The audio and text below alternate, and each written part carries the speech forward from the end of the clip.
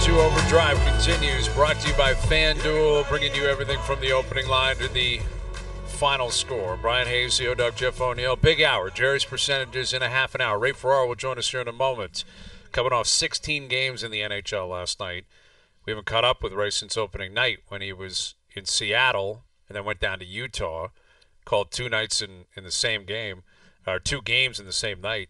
How do you think you'd like that, really? I think he handled it pretty well. Like what the video I saw them kind of transporting him to the private plane in, made it just in time. Everything was all good.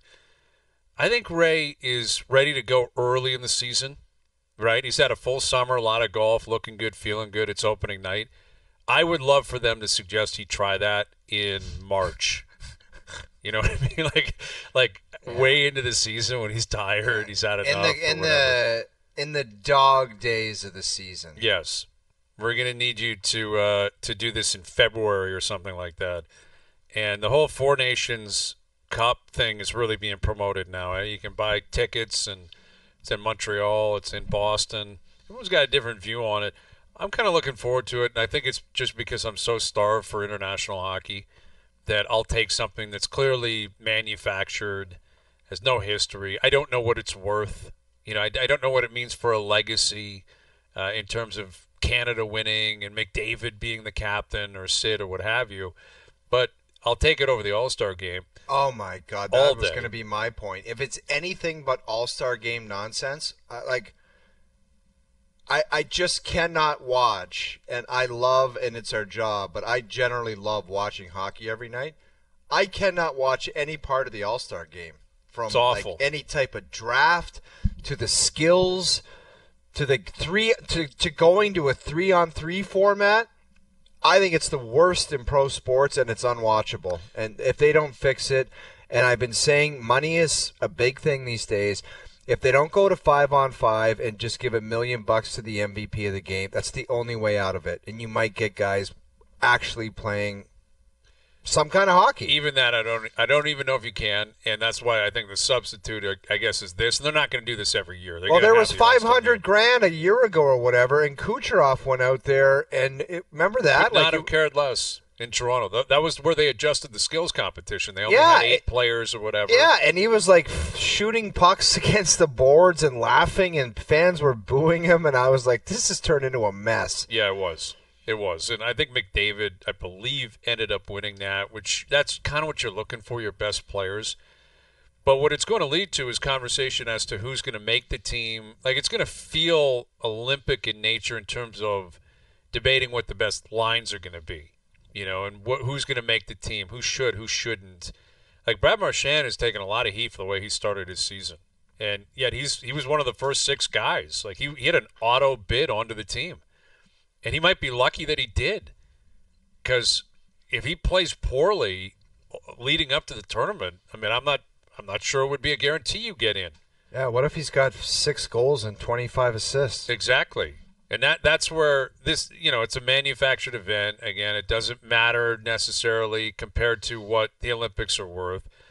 But I'm not saying he's going to have those stats, Hayes, but if he does, people are going to be like, how the hell are you putting him on that team? Exactly. You know, like if the Zach Hyman conversation is happening right now, he's got no points.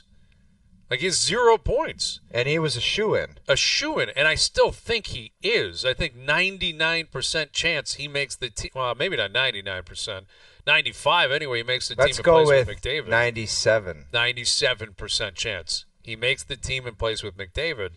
But if we're at, you know, gut check time, they got to put the team together, and he's got 3 goals and 12 points. It's tough to explain for a guy that has no history with the program. He wasn't a World Junior player, wasn't with the Olympics in the past.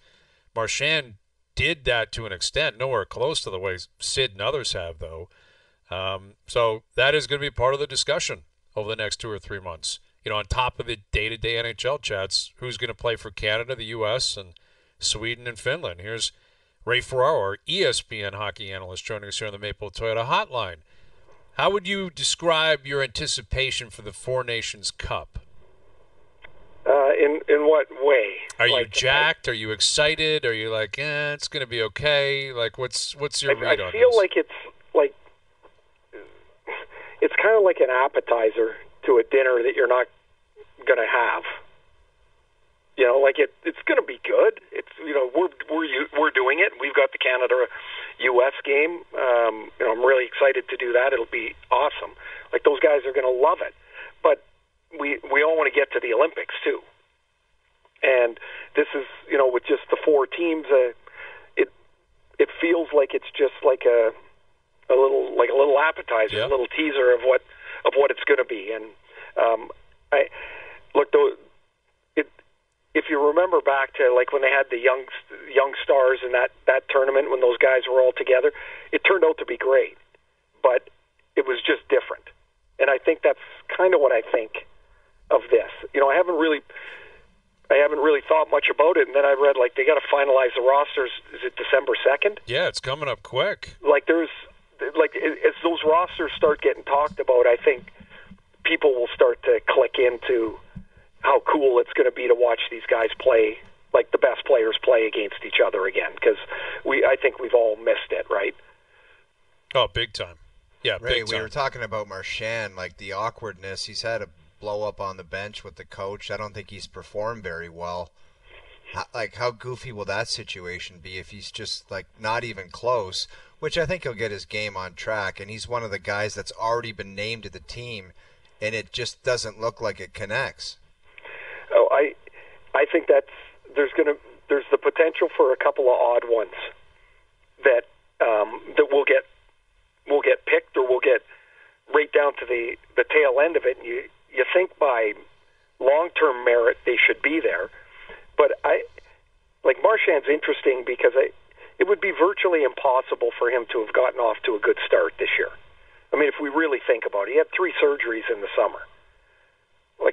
His whole summer was trying to get upright, and now he's playing, and he's like his team. He's not playing very good. Now he's got the little, you know, the thing with Monty there, and, you know, the Bruins there's some rough edges around that team. They look like the team I thought they were going to be last year. You know, like when Bergeron and Krejci left, I thought they were going to have this huge dip, and they didn't have it. And now they look like they're kind of trying to find themselves. But Marchand's an interesting guy for this event. And I just heard you talking about Hyman too. Like how do you go from 70 goals last year to none? You know, like he had 0 points, right? Yeah, he had 54, right? 54 in the 54 season. 54 goals. Yep. And then 15 or something in the playoffs, and now nothing. And when I was I did the game in Edmonton with the Flyers, and he's just not. He's not in the play like he usually is. The only time I noticed him was Bouchard hit him in the pills, right? You know, like just knocked him right off his feet. I'm like honestly, it didn't look like him, and that's what those guys are. They're just so interesting in this discussion, because 3 months ago you wouldn't even consider them not a lock. Right. Yeah, that's never a good sign when you're only noticeable when you take a puck square to the junk. Like, that's the only thing that people see. From a guy who can zip it. Right? Yes. Bouchard got that off, too, man. Yeah, great. It couldn't have been some guy shooting a muffin back there, too. Exactly. Had to be a bullet one-timer from the point. Well, you know, early in the season, you mentioned Boston and where they're at. And, you know, Montgomery seems to be sensing it, too. Like, he's on edge a little bit and, like, pushing buttons and going at Marchand. Like we saw that clip that went viral a couple of days ago. And, you know, the Leafs, prior to last night, have been playing pretty well, Ray. But last night, they were awful. Like, they were really awful in Columbus. And as a result, you know, you can say, hey, you played really well, and we like where we're at collectively over 7 games. Yet you're 4-3. And the Cup champs are, you know, they're off to a decent start. Tampa's off to an okay start. Leafs played great against them on Monday. Ottawa's off to a good start. Like, this division's going to be very difficult to win, and games like last night, they may be the difference, you know, at the end of the year if you piss away points against teams that you should show up and at least compete against, if not definitely get a point or two against, and they didn't do either last night. Yeah, but you know what? This is what I was thinking. I was doing the game in Philly last night, and I see the score. I'm like, oh boy, that's a completely different story than the night before. You're going to have 5 of those a year, where it's a waste. Like it's not even a game to be studied. It was so bad, you have to pitch it away. What I'm interested in is how, and I think this is where we'll see as Berube wants to get the team playing the way that he wants, right? And there's been certainly really good stretches of it. Is okay. You laid an egg. Now the next game can't be like that. Like you turn your boat a little quicker than maybe they have in the past. I still look at them in Florida at the top of the division, like at Toronto and Florida at the top. I do think Boston's going to have. There's going to, if you look at their lineup, they have to settle in a little bit. Like they how do they keep doing it every year? Like, to me, it looks like they'll settle back, lose some points from last year. Tampa, the same thing. If you're playing Tampa, would you not just put all of your defensive concern and focus on Kucherov's line? Mm-hmm.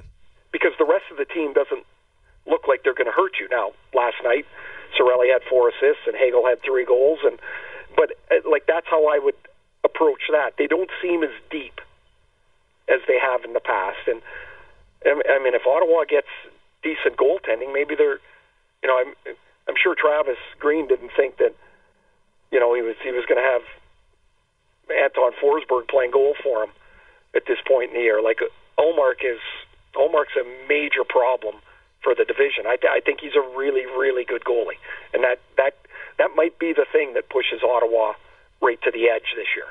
How crazy are these goalie kind of just the sit and wait? Like, when are you ready? You're seeing it with Ullmark, Ray. You're seeing it with this Wall in Toronto, where it's like he didn't play Game 7 last year. Game 1 of this year, he's like, I'm not going.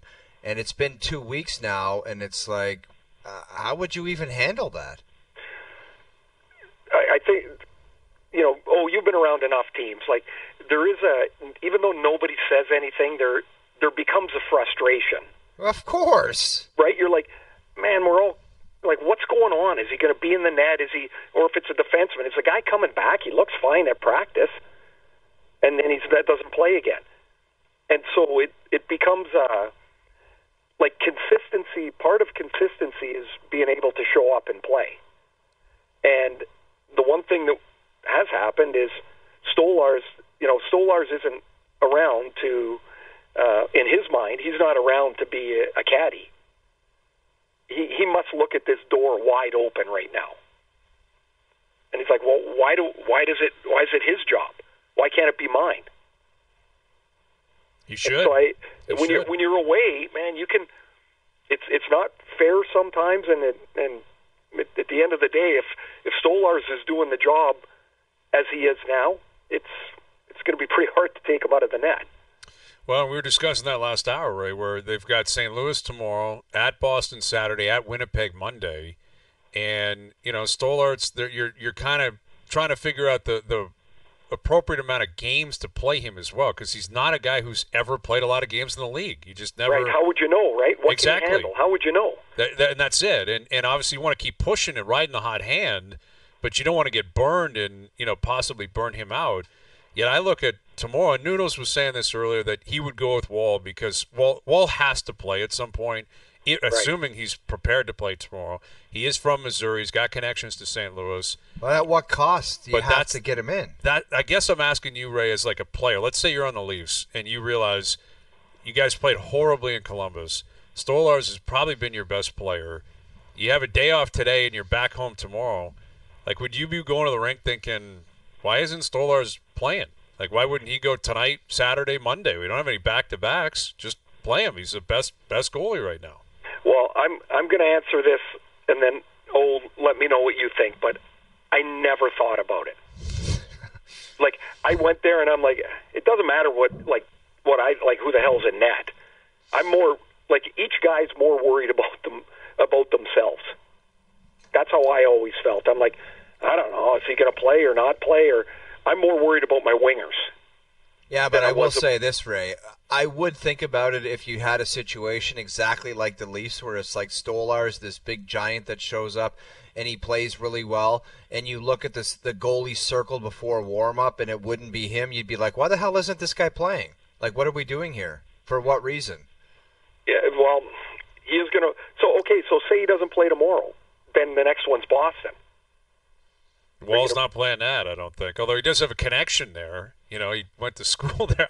It's complicated. Dude, like this is not the Quebec Pee Wee tournament with connections and stuff like that. Exactly. But why is it being brought up for tomorrow that he's from St. Louis? And I think it's asinine to bring. I don't care where a guy's from. I don't care if he's got 50 family members coming in. It's like, you weren't ready to start, and we're going to let you know when we're going to put you back in. It's not because we're playing your hometown team, and we've got to get you feeling good about your game. You jammed us up at the beginning of the year. Now it's our turn. Stolar's hometown is Jersey.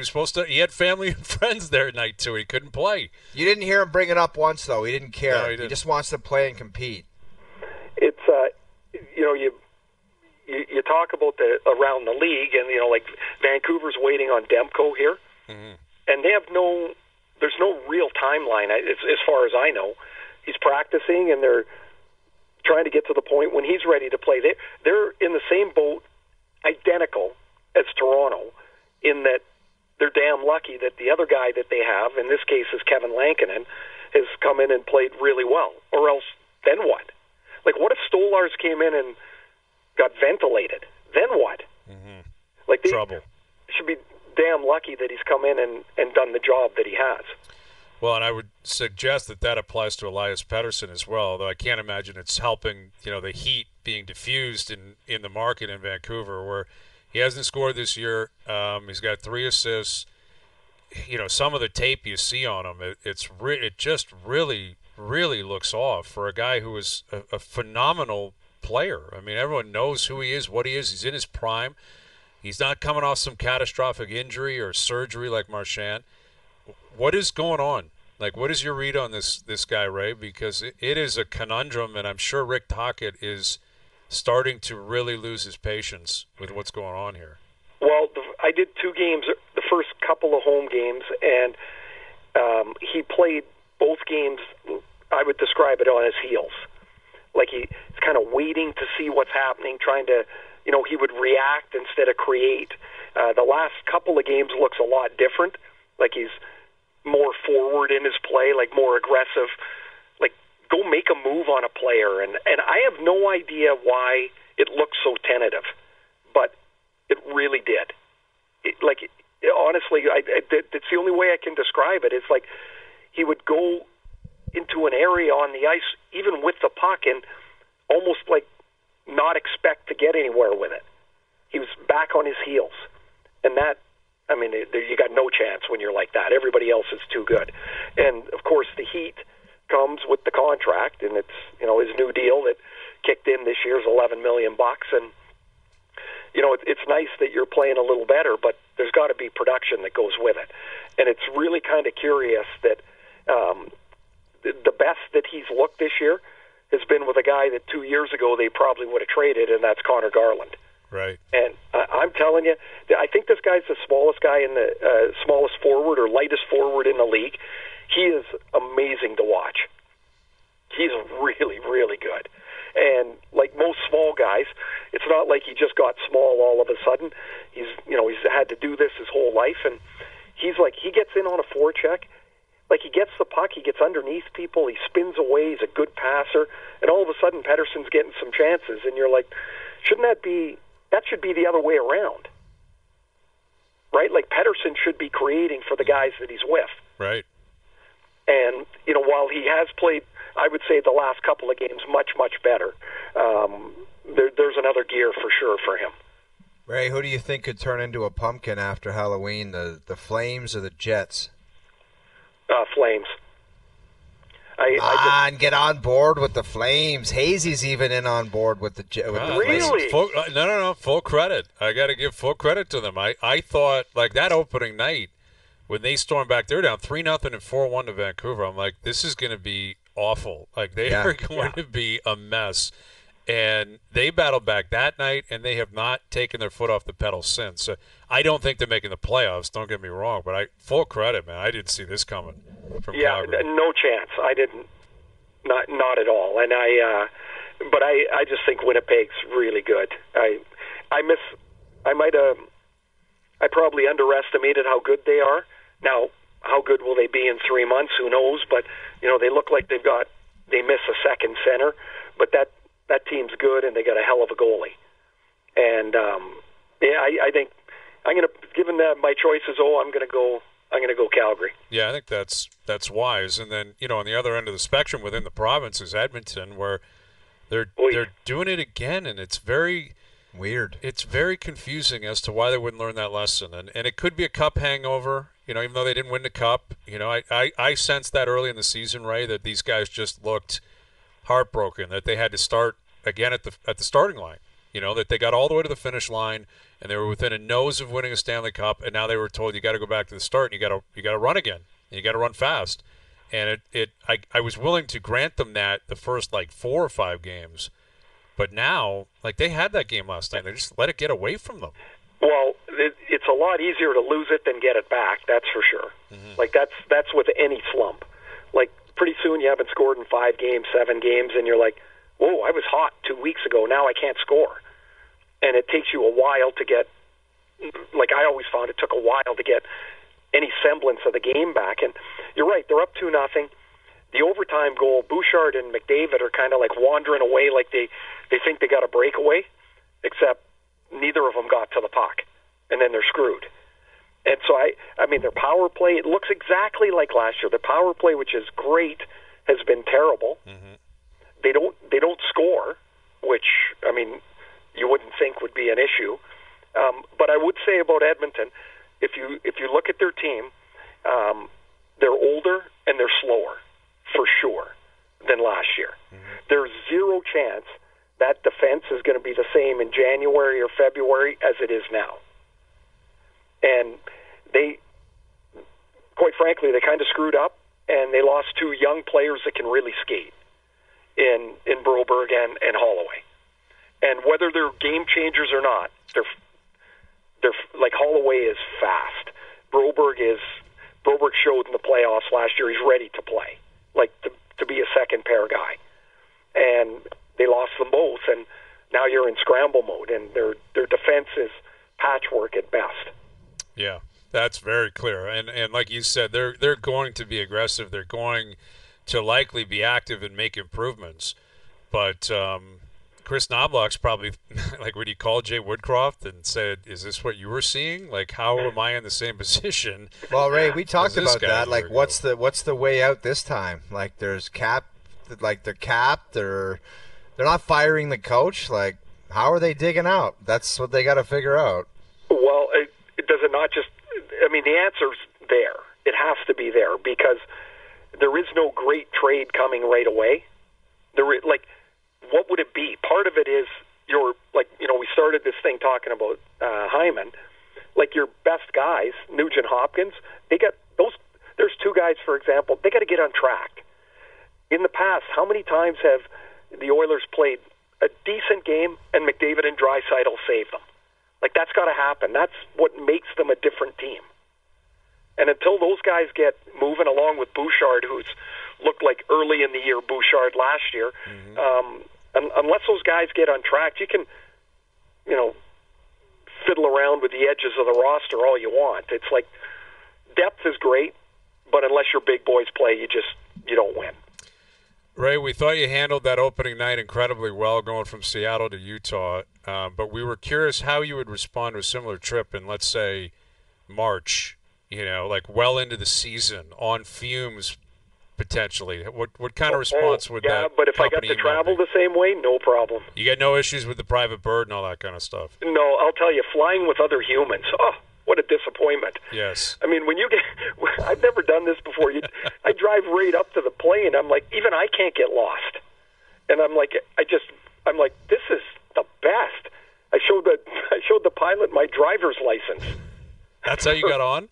That's how I got on. That's great. The 2 pilots, me and the camera guy. That was it. That's amazing. I would have loved it if you were going to that elevator after the Kraken game and some drunk slobs with pizza-stained shirts got in your way and bothered you. I swear I would have needed that on camera, man. Oh, I got to tell you that I don't know how some of the guys knew, but like, so game's over, doors open, like I open that door out of the bench, and I'm passing the trainers, right, to get off the bench, and I get to the corner, and Tanev sees I'm in a hurry. He's like, yeah, go ahead. Like he knew what was up. He knew what was going on. I get to Utah, and they play I got there at 8:08, and puck drop was 8:15. Like I literally walked into the rink, and the lights were off. I put my headset on. I said hi to the play-by-play guy, and then like the lights came on. They play the anthem, and Kerfoot skating to the bench for Utah, and as he skates there, he stops and he looks at me and he goes, "Hey, weren't you just in Seattle?" Like, I guess they were watching the game. I'm like, yeah. I said, I couldn't wait to watch you play again. So, no kidding. Took a private plane here. It was fun. It was fun to do, and that is the way to travel. That's for sure. Ray, before we get you out of here, I got to ask you one thing. What do you see, or what do you think when you see Bronny James taking the court with his dad? I don't know. The reviews are not great. No, they're not. Did you see the video when his car was full of cereal? Oh yeah, I did. But Nike that was a commercial, man. Nike paying. I kind of like it. Yeah. And I'm like, and I kind of like that. You know, that the whole, it would be amazing to play with your dad. Of course, it would be. But if it's so obvious that you're not at that level, how long can that go on? That's the thing, man. I think it's a one-way street that it's awesome for LeBron to play with his son. I can't imagine Bronny's like, man, this like there just got to be a party that's like, this doesn't feel real or right. You know, it's the Lakers too. What about the agent haze of the other guy in the organization that's a prospect that's way better than him, and he's not getting a sniff? Not getting a one-way contract. You're going to the G League and you're making $250. This guy's making $8 million or whatever it is. It's really a strange thing. Like I didn't know how good he was, and then the preseason starts and I start reading about it, and I'm like, ooh, it was ugly. It doesn't sound good. No, and so it's not like Dad's a run-of-the-mill player either. Well, that's right? The thing. Like it's LeBron is. And that's why I'm saying it's the Lakers. Like, it'd be one thing if he was, manipulating the Cavs or Cleveland or some team that's like, hey, we just want LeBron, Memphis, or something. Come on down. This is great. This is the Los Angeles Lakers where LeBron has that much power. And he's earned that much power because of who he is and what he's done. But it was weird, the two of them coming in last night. Like there's going to be a lot of players that are going to look over and go, damn, I'm getting old. Yes. Playing against the guy's son. Well, and also like chirping. Would you chirp or would you be like, I can't because of LeBron? Like I can't chirp Bronny because I got too much respect for LeBron. Yeah, I think there would probably be a little bit more of that when guys get older. You start playing against guys that were maybe like sons of your buddy or whatever. And Landon just told me the other day, he's like his first exhibition game. He's playing in Chicago and he lines up for a face-off, and Andrew Brunette's playing for Chicago. And he looks at Landon and goes, for F's sakes, I got to get out of here. I am way too old. Yeah. Well, now he got himself a win in Nashville last night. Oh, I'll tell you, that couldn't have been much. They couldn't have been very much fun going on there. No kidding, man. That's one you needed. You had to get yourself a win and get rocking. Well, they did. Please, last somebody night. Score. Yep. Please, like that was not supposed to happen. No, they're a good team. And we'll see if they can figure it out and get back in the race. There's a lot of time. That's the beauty of this season. We're just getting going here in October. All right, buddy. We'll leave it there. Great stuff as always. Appreciate you doing this. Yeah, good to talk to you. Oh, I'm glad your teeth stayed in. That was entertaining beyond belief. Yeah, thanks for that. We'll talk soon, Ray.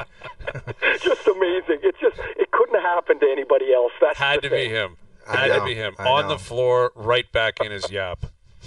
Amazing television. So good. Yeah, it was one of one. It'll happen again, though. I guarantee it. I guarantee it'll happen again. You're right, Hazy. It will. Right. It will. Have a good one, boys. See you, Ray. There's Ray Ferraro joining us here on the Maple Toyota Hotline. Check out Maple Toyota's huge truck and SUV lineup, including Tundra, 4Runner, Highlander, and Grand Highlander in stock and ready to deliver. Visit mapletoyota.com. Josh Lundberg from Scotiabank Arena tonight. Raptors, Cavs downtown tipping off their season. So we'll catch up with J. Lou in about an hour. Best bets on that game. Ray and Dregs still to come. Gerry's percentages next.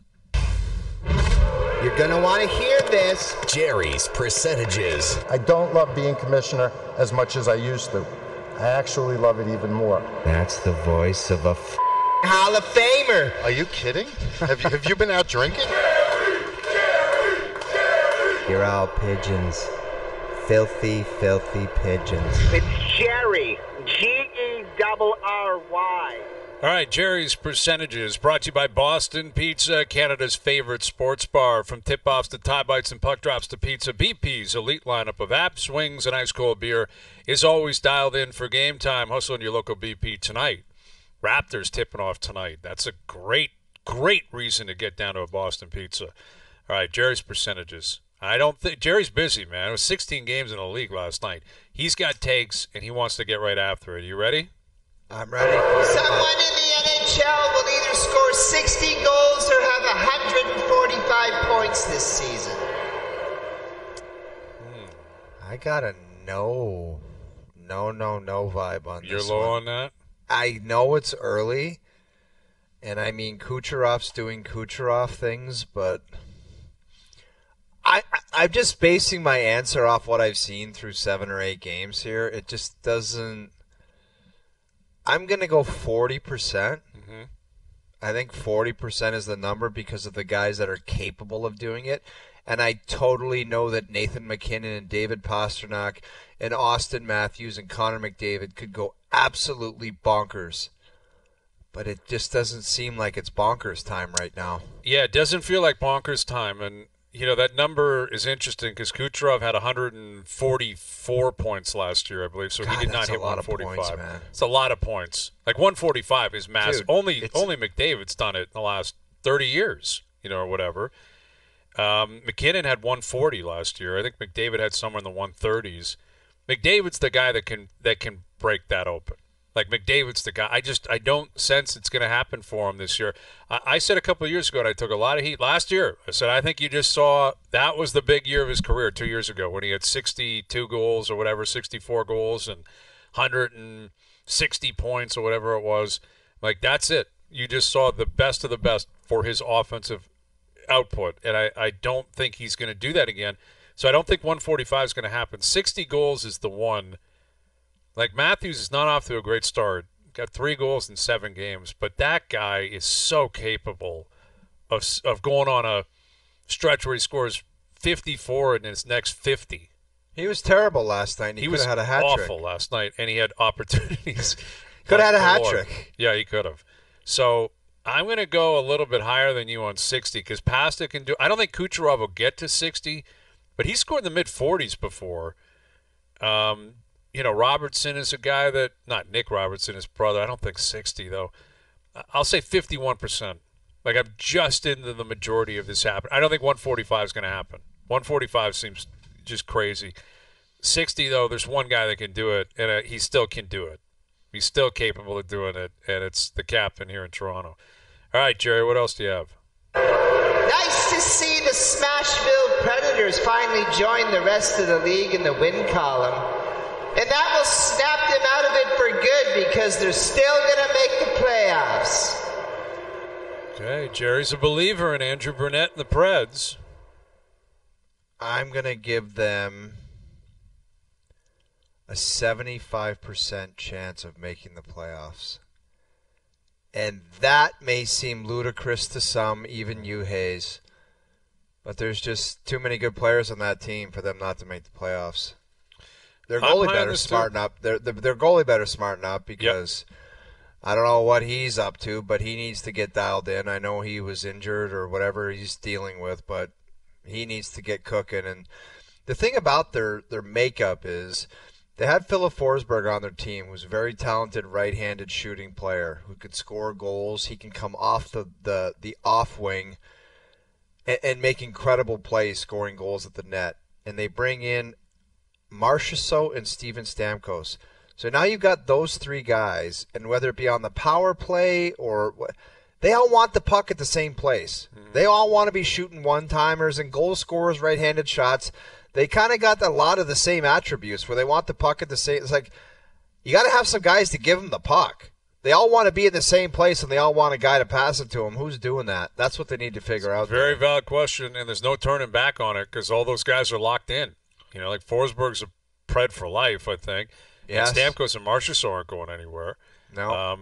So I'm going to be a little bit lower than you. I'm going to say 45%. I'm just into the minority here because I think they put themselves in a position where you might already be chasing wild card spots. Like, I think Winnipeg and Dallas are going to make the playoffs as one of the 3 teams in the Central. Minnesota's off to a pretty good start. You know, Colorado's not off to a good start, but they've got a heads up on Nashville. You know, presuming Winnipeg and Dallas get in as 2 of the 3 and Colorado figures it out and they get in, you're talking wild card races at that point. And I don't know. Like, let's not forget, they went on a miraculous run to make it last year. No like kidding, they were not. They got gas from a concert from their coach, and they went on to win 18 in a row. Yes, like they had a heater of a run to get in. Yeah, it was a miracle run. Miracle run. So that's not going to happen again. They're not going to go on some crazy run to right the ship. They have to fight tooth and nail, and I think this start has put them in that position where it's going to be amplified even more. And I like you said with their makeup, their vets. Ryan O'Reilly's not young. Roman Yossi's not young.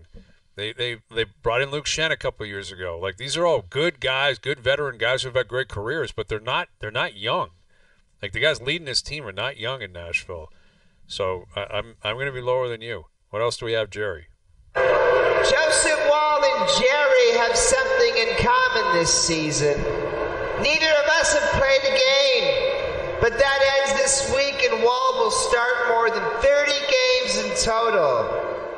It's an unnecessary dig by Gerry. He's the commission. Like, there's no need for that type of activity and shot at At least Joseph he Wall. Didn't say Arnold Palmer and him have something in common.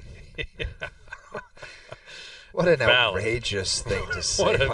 You talk about just winging it. Like, can we get a teleprompter down there? Why is this guy just winging Arnold Palmer locker room anecdotes? Dude, to start off a rally, he was like, Arnie Palmer, man, Love coming Arnie. out of the Love shower. the king. Monster. It's just like, who on earth talks like that? What a way to whip up votes down in Pennsylvania. Oh my God. Just a crazy comment. All right, he's got Joseph Wall starting 30 or more games. I just can't buy into it. I can't buy into any number over 10, to be honest with you right now. Over 10? Dude, how do you trust it? I hear you, and every time he goes start. down, I'm going to be like, same as Freddie Anderson, same as Jack Campbell. Every time they go down, I'm going to be like, there's a 50-50 that guy's not getting back up. Or if he does, he's going right to the locker room. Because that's all I've seen over the last 8 years. Guy goes down, see you later. Little head bump, see you later. See you later, see you later. That's all I've watched. Why would anything change? Yeah. I get it. Listen, I can't say I have full faith in 30. Like, it's amazing how the goalpost has moved in 2 weeks. We were doing Jerry's before the season, asking if he'll start 50 games. And now we're like 30. Can you maybe give us 30? That's how much it's moved in 2 weeks. I was so fired up for, like, do you remember the vibe in the city when the young Felix Potvin made a name for himself and he was the guy, the youngster? I think he took over. Was it Grant Fuhr that he took over for? I believe so, yep. Yeah, it might have been Grant Fuhr where he's like, you're the guy now. I was so excited because I said it last night. I believe Leafs Nation and the organization is starving to have that attachment of like a number one guy. Instead of going out and getting reclamation projects and saying, oh, I hope this guy can get it together. Samsonov, a hope and a prayer. Maybe he can get it together. Matt Murray, an absolute hope and a prayer again. It's just like, it's nonsense, man. It's absolutely nonsense. And I thought this guy could be the young lock where it's like, you're going to be the reason they don't have to go and get a reclamation project. And then the injuries started, and it's like, what do we got here? Like, what are we in for? Yeah, and I think that's That's valid criticism of the situation, and it's also, I think, an accurate It's not assessment. criticism, it's just factual. Well, it's stuff. factual that he's not playing, that he doesn't play and he's hurt, and I think even just an assessment of where people are at and fans, because like the core four has been together for a long time, and at no point was there really ever a discussion of a goalie joining that group. Well, Freddie Anderson was supposed to be the guy in Anaheim, where that just didn't work out. It's plain and simple. It didn't work out. His first couple of years he was pretty good, but they were so young. Like, they were rookies. Yeah. Matthews and Marner and Nylander were rookies. Tavares wasn't here yet.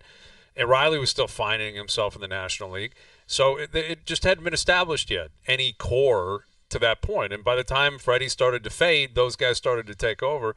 In the last six or 7 years, a goaltender has not been a part of the conversation at all. And I'm going to say 30%, that he starts 30 or more games. And there's still a lot of runway here. A lot of it. But as Craig said, like Craig's been watching him since he was in high school in the development system and through college. The guy just doesn't play. Like, he doesn't put together month after month after month of consistent availability. And that's, just a reality until he proves otherwise. Yeah, like so, Doogie, go through his hockey DB page, and like maybe in the Marlies where he was like an all-star, he might have played a chunk of hockey games where that's when everybody started drooling. Like, this guy is a product, but I don't know when the last time you ever played a chunk of hockey where you're like, this guy's a stud. Well, I'm looking at his hockey DB right now. When he was at Boston College, he played 34, 30, 37. When he was at college, he played a ton. And then with the Marlies, it's been 32, 15, 15, 21. Since he became a pro, he hasn't played more than 32 games in a season for any particular team. It's not a lot of hockey, man. No, it's just not. Now you're at the best league, and all of a sudden you're going to be a 50-game starter? I don't know. I think it's, again, like you said, it's got to get to 10, then 20, then 30. Like, just keep him moving in that direction, and they're going to need him. Like, Stolarz isn't going to play every night. He's not going to be a stud the whole season. It's not going to happen. He's going to ebb and flow, and Joseph Woll has to be prepared to supply very good goaltending, and crazy things change over the course of a long season. So who knows where we're at a month from now, but it's on him to change everyone's mind. All right, we'll come back with more Gerrys. We got a few more Gerrys in the tank.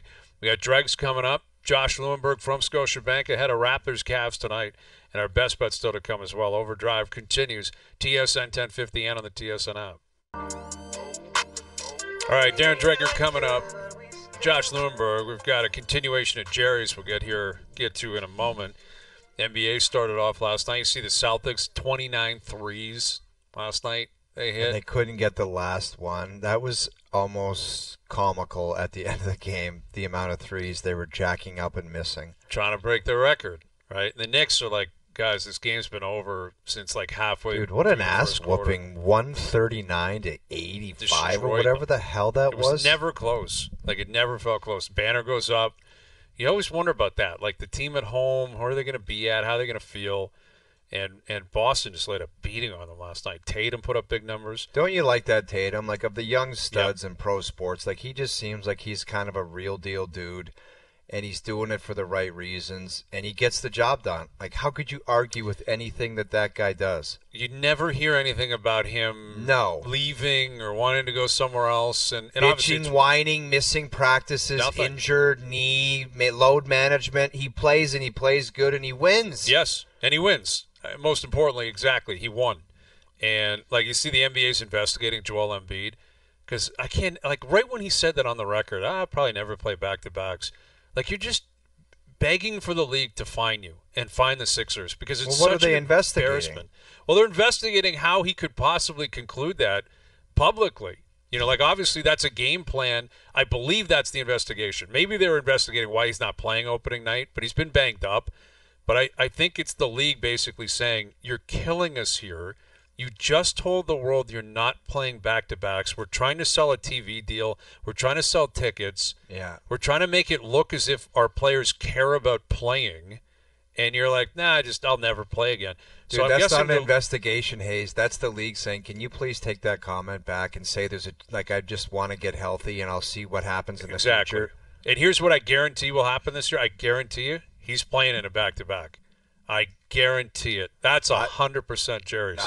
No way. I say no way. I say 100%. Joel Embiid plays in a back-to-back. Yes, he I will. say 98% he does not. And I'll bet you a side 500 he does not. Done.